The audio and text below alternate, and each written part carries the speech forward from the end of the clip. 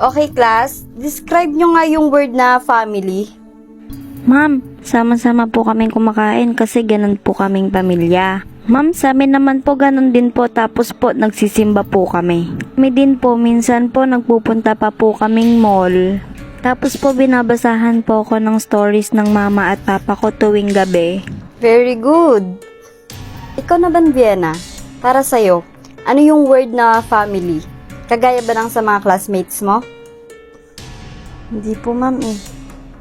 Ibang-iba po. Naggugutom na po ako. Naku nak, pasensya na ha. Kakauwi ko lang eh. Magluluto pa lang ako. Naiintay mo ba? Magrereklamo ka na nagugutom ka? Yung tinuro ko sa'yo, gawin mo. Ano ba, nag-iisip ka ba?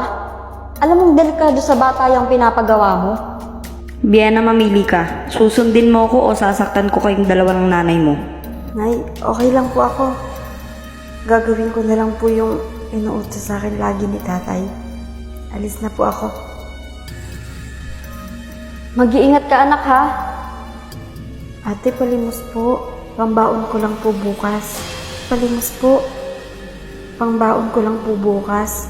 Kuya, palimos naman po. Pangkain lang po namin. Palimos po. Kahit barya lang po. Pwede bang papuntahin mo si mama mo bukas ng uwian natin? Ma'am, pinapatawag niya raw po ako. May nagawa po bang mali si Vienna? Naku nay, wala naman po. Nag-aalala lang po kasi ako. Nakwento po kasi sa akin ni Vienna yung tungkol po sa pamilya nyo and nababahala po ako sa kalagayan nyo at ni Vienna. Wala na po kaming magawa ma'am, kundi tiisin na lang.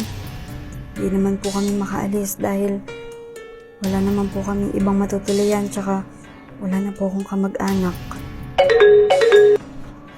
Hello? Ano? Ma'am, nakareceive po ko ng tawag.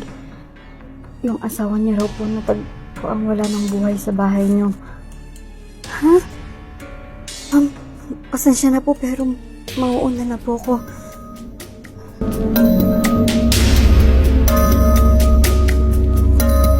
Diana anak, gusto mo bang makalaya na kayo ng nanay mo sa pangmamalupit ng tatay mo? Opo ma'am, may ibibigay ako sa'yo. Ilagay mo to sa inumin ng tatay mo at ipainom mo sa kanya. Pag nakatulog na, gumawa ka ng paraan para tawagan ako. Ito yung number ko. Sige po, ma'am. Salamat po. Sige na, umuwi ka na at sabihin mo pinapatawag ko ang nanay mo. Akala ko ako lang yung nakakaranas ng ganun sa asawa ko.